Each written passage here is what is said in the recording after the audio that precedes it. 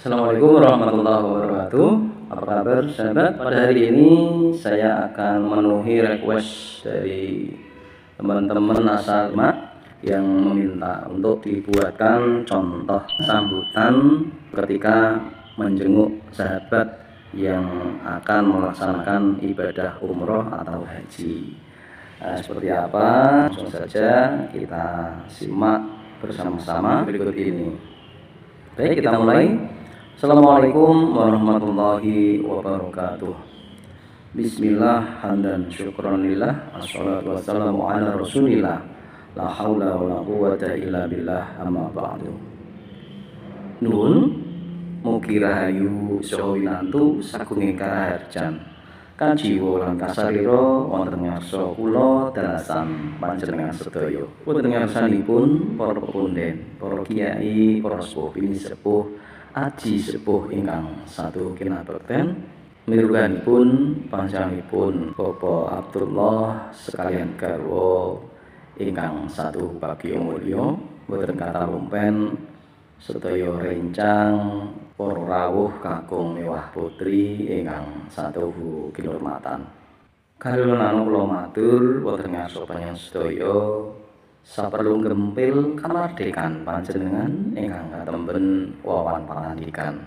Hanamung saderengipun kula matur panggung rumiyin sumangga kita tansah manungku puja hastawa puji astuti wonten ngarsanipun Gusti ingkang amurba amasisa ingkang sampun kepareng hambabar daya panglibawanipun ingkang tumanduk dumateng kawula tasih satemah kula dalasan panjenengan sedaya saged pinanggihan nunggil papan, nunggil swasana, nunggil karsa kanthi winantu ing kawilujengan ndir ing sambikala.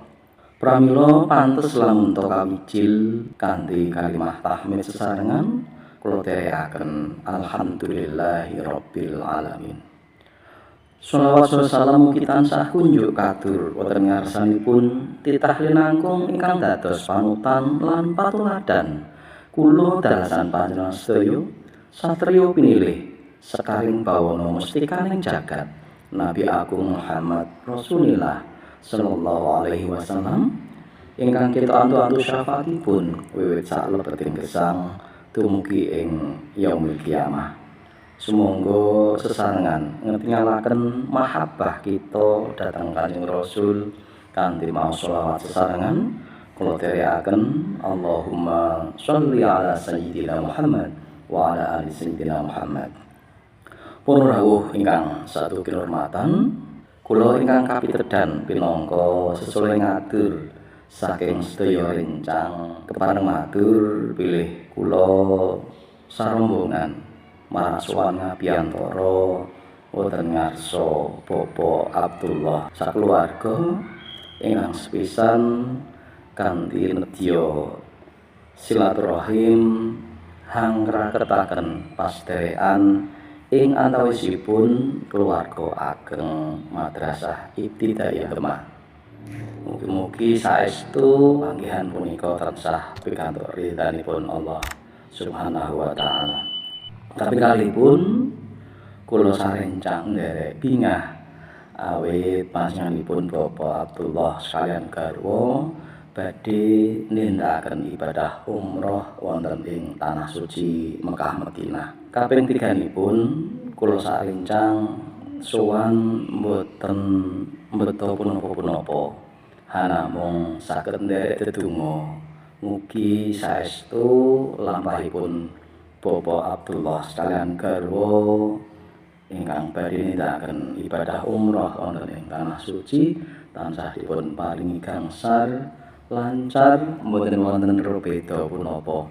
Luman slamet awit saking dalem dumugi ing tanah suci tansah pinaringan kawilujengan ndir ing sambikala saged nindakaken sedaya rukun wajib lan sunahipun umroh satemah saestu saged netepi umrotan makbulan. Amin amin ya rabbal alamin. Ing salajengipun ambo pilih sowan kula sarombongan sarencang sedaya wonten kirang Rapsila, kirang Subaseta saestu saking tebing manah kula nyuwun lumunturing sih samudra pangaksama. Mekaten ingkang saged kula aturaken ing wusana ambok bilih wonten galak gangsul ing adur punapa dene kirang hanuju prana anggen kula nampi labet.